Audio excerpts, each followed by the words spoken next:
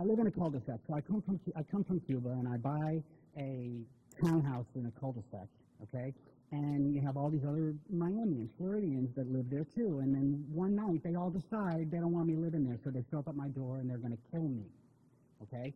And sure enough, I open up the door. They're all out there. They have torches, they have guns, weapons, and I grab my defensive firearm, I like to refer to it as, and I actually overcome and kill them.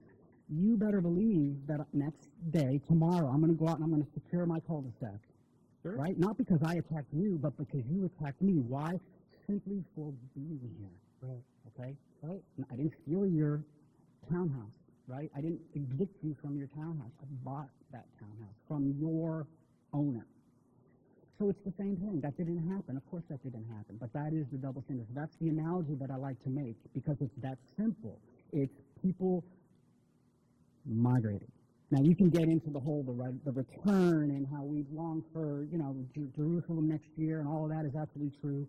But I like to try to stay away from the biblical as an explanation. Well, I agree, because the biblical, listen. It's important because that's where it all begins. And we have to talk about that because it's relevant now. Well, that's but if you believe in the Bible, right, which a lot of people do, it's what placed them there, right? This is why they're in that area. But more so, the history, the artifact is there.